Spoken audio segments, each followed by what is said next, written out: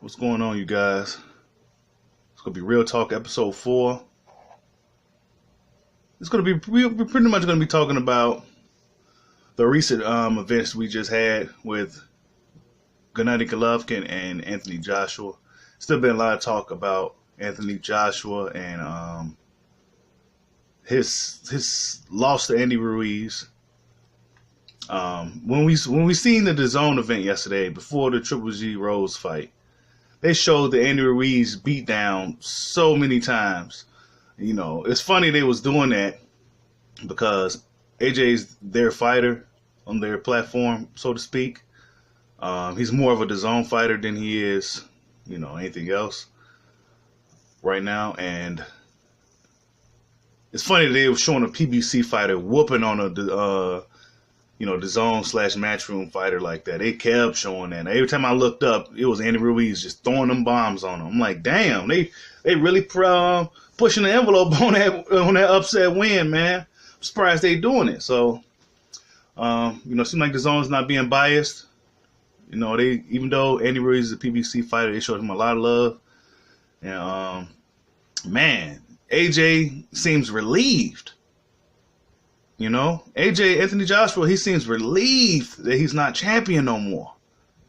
He seems like the weight just got lifted off his shoulders. If you look at him before the fight, during the walkout or whatnot,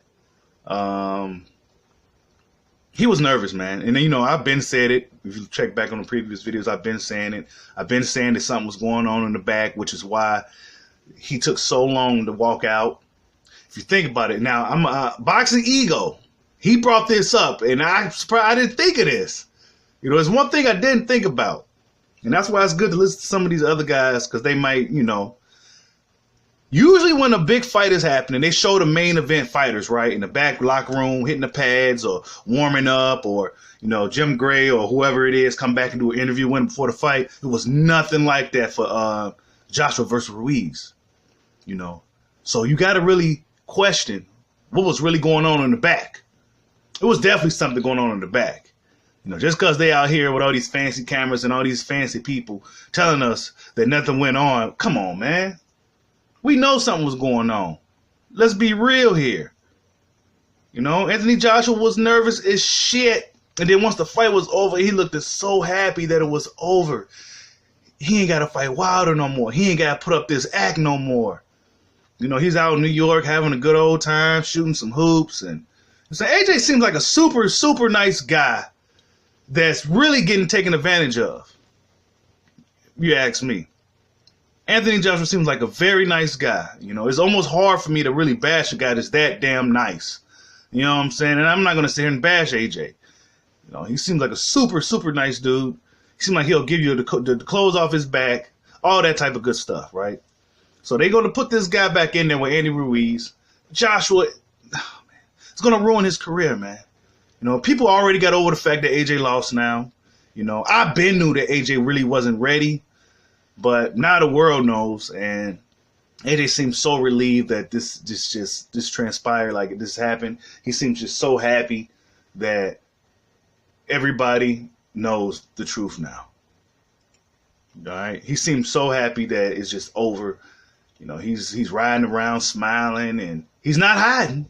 He's not going under the hole and hiding. He took the loss like a real champ, man. But it's a lot of damage control also by his team. It's a lot of damage control too. He knows that there was something going on in the back. He knows that his father was upset with Eddie Hearn for a reason. Father protecting his son. He know his son shouldn't have been out there fighting. AJ was a nervous mess in that fight. His mind wasn't even there. I'm not making no excuses for AJ.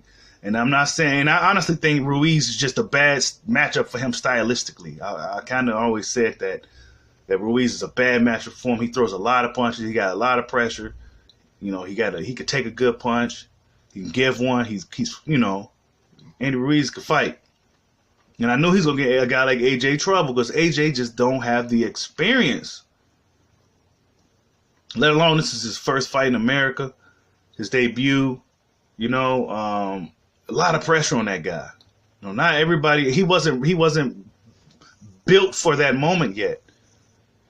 He wasn't built for it. Eddie Hearn rushed this guy, and now they about to throw him right back into the fire. AJ seems like a super nice guy, like I said before, but he also seemed like an idiot. He needs to take control of his own career. I don't know how many more fights he has with Matchroom, but he should really step back and reevaluate everything. Somebody in his circle close to him needs to tell him this. You need to come to America, man. Come train in America with some guys who's going to make sure you all right. Not going to just, what I'm saying? You ain't, dude, come on, man. Eddie Hearn don't care about Anthony Joshua, man. He don't care. He just want to get them belts back just to gain control again. Gain some control again. Because now PBC and Al Heyman got all the juice now. They control, they running shit now. They total control Al Heyman. And a lot of people are mad about that, but that's not nothing for us fans to really worry too much about. It is what it is. Al Heyman took he made a move and letting Ruiz go over there and fight in the zone. And Ruiz went over there and mission was accomplished. And Eddie Hearn needs to just, if he wants to preserve Joshua, because Joshua can still come back and do big things, he needs to let AJ go back and rebuild first. There's no way in hell that Anthony Joshua should be going right back into a fight with a guy like Andy Ruiz, a guy who's a bad matchup for him stylistically, a guy who knows now that he can really beat AJ, and it's not like it was a situation where it was a lucky punch. He beat Anthony Joshua pretty much from pillar to post. So, AJ needs to really just step back, take some time off, think about his team or what should he do that can really help him win this rematch. Because truth be told, AJ don't have that much experience. He gained some experience in this fight. He knows what it's like to perform horribly under the big lights now. But now he is in a situation where he's going to have to figure out how to conquer, getting over that now. Will he be able to get over this now since it already happened? Or will it just be one of those things that's like traumatizing to him? Will he be frozen up every time now? They need to take it slow, man. He don't need to hop right back in there right away. AJ will definitely be able to get a title shot again in the future. He'll be able to get one. Why wouldn't he? So I think they should really rebuild AJ. If Eddie Hearn really cared about Anthony Joshua, he wouldn't even let AJ fight Ruiz right away. AJ's not really talking about he wants to fight Ruiz. It's really Eddie Hearn. Eddie Hearn said he pretty much owns AJ. He could sign AJ's name and everything. It's kind of a terrible situation, man. I don't know. AJ needs to really take control of his own career. I actually been saying that. I felt that AJ never had it. He hasn't needed Eddie Hearn for a while now. But whatever situation it is, he's going right back into this fight. Was talking about not changing up anything. And I feel he's going to lose again, man. I think Ruiz beat him even more decisively the second time. Now, which leads me to Triple G. Triple G had a fight last night against Steve Rose from Canada. Triple G, it was funny because Triple G said that Anthony Joshua looked terrible. But newsflash, Triple G, you look terrible too, man. Even though you got the knockout, you looked pretty bad too. And the thing with AJ was fighting a real tough, fighter in Andy Ruiz. Even though it was a short notice fight, Andy Ruiz, we already knew what was up with him. But with Steve Rose, we wasn't too sure. Is this guy going to show up? Is he going to come out here and just lay down? Steve Rose is ranked like number 81 in the world. Triple G is an expert at finding guys who's been inactive and getting them in the ring. Maybe it's him doing certain fighters a favor. Some guys who's been sitting around can't get a fight. Now they get the opportunity to make some money. So that's good for those guys, man. But he really know how to find them. Triple G looked pretty bad last night. I had it 2-1 going to the fourth. I had Steve Rose up. Then for whatever reason, Steve Rose stopped fighting. He stopped fighting. I'm sure people noticed this. I'm not sure. I pay attention to close detail. Steve Rose he essentially just let Triple G do what Triple G does. Triple G was slow. He was predictable. He was very, very hittable. And Steve Rose, for whatever reason, moved to the ropes, put his high guard up, and let Triple G tee off on him. It couldn't have been fatigue. He didn't really look tired. I don't know. This is real boxer talk right now. I'm just go ahead and say it. It looked like the fix was in. You know, Steve Rose was supposed to come out there, do a little bit of good work for a few rounds, and then at a certain point of the fight, put the guard up, go on the ropes, let Triple G tee off. He left his chin wide open to get hit. It was insane. You know, I've seen Steve Rose fight, and he could have done a lot more in that fight, dude. I believe that he could have. It wasn't one of those situations to where he was just getting thoroughly dominated, you know, from pillar to post. It wasn't like that. He didn't even give Triple G. He made it too easy for Triple G. He made it too easy for Triple G. He didn't use his legs. You know, he could have. He made it very, very easy for the Gennady Golovkin. He could have just used his legs. You know, he went back to the ropes. It's not like Triple G feet is the fastest anymore. Triple G slowed down significantly. He slowed down a lot. He slowed down a lot. And if he was in there with a guy like Andrade, Canelo, or even a Danny Jacobs, he would have been in some trouble last night. For sure. He would have been in some trouble last night.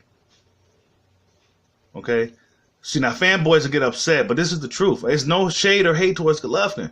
And when the fighter is slowing down, when it's almost that time, that's just what it is. It's that time.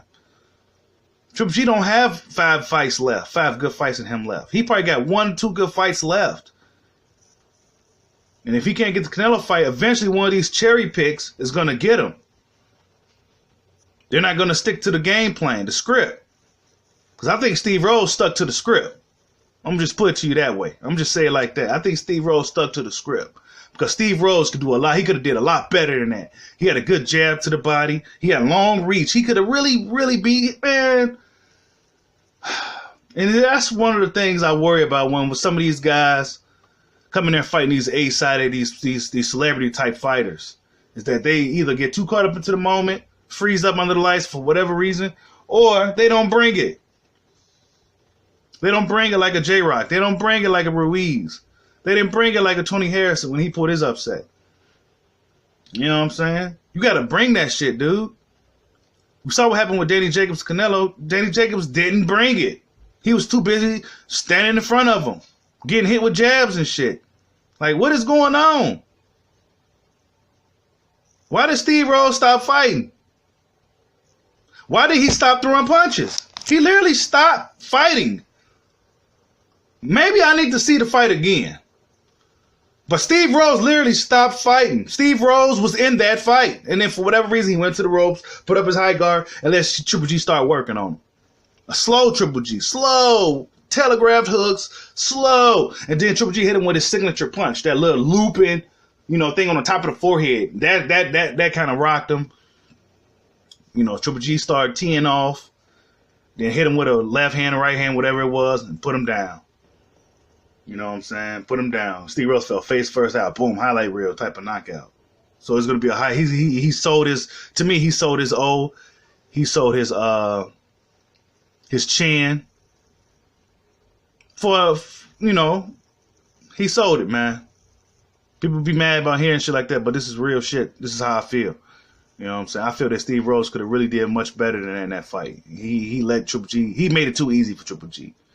He wasn't a guy. He's not a guy like Dominic Wade or anything like that. Steve Rose could actually box. I don't know. Maybe. Hey, money talks. Okay, money talks. And they needed Triple G to win this fight so they can try to get a fight with Canelo. They needed. They couldn't afford. The Zone couldn't afford to have Triple G lose. Okay, Triple G is a partner with them. They couldn't afford to have him lose. They need him to help build Canelo because of the Anthony Joshua flopping. The Zone seemed like they, scraping back. But I'm not about to get into all that. Talk about the fighters. Triple G just, like I said earlier, he said that AJ looked terrible, man. He looked bad too. But I did notice certain things though, like Triple G he did look old. He looked slow. He definitely lost some steps. But I could definitely tell you this, that he's not on no juice or nothing. I could definitely tell you that. Just by his, just by the way he was fighting. I could tell he wasn't on anything. So Triple G, he definitely slowed down. Now, fading the Canelo at this point, Canelo is just at the top of his game right now, man. Canelo gotten better. He's getting better. He's younger, stronger, faster. It's just a recipe for disaster for Golovkin, honestly. But maybe it's a pride thing for Triple G, because let's just be honest, Triple G don't really even need the Canelo fight now. He's getting $100 million deals and shit now. He got his own promotion company now. Triple G done very well for himself. He done very good for himself, man. And he got his own fighters he's trying to promote now and stuff. So that's real good for Golovkin. But he don't really need to fight Canelo. Triple G could just kind of go out and be like that one guy who's, he just go do the little bum of the month club and give some guys a little opportunity to make some money and then just go out how he wants to go out. Triple G really, at this point, I don't even expect Triple G to get in there with guys like Andrade or, any of these other top middleweights. I don't even expect it because he just looked like it's over for Triple G, man. He lost a lot of steps. He was getting hit with some big shots by Steve Rose. So imagine if that was a guy like Andrade. It would have been an ugly night for Golovkin, y'all. It would have been an ugly night. But yeah, man, this video was pretty long. Just that Real Talk episode 4. Triple G and Anthony Joshua. And I just gave you my thoughts on it. That's all I just wanted to talk about. Now that the smoke is cleared a little bit and I'm able to sit here and really think about certain things in perspective. Like I said, Triple G said AJ looked terrible. He did too, man. He looked bad too. Only thing that helped Triple G though is that he got the little highlight reel knockout on Steve Rose. All right, tell me what you guys think. Like, subscribe, holla at your boy. Peace out.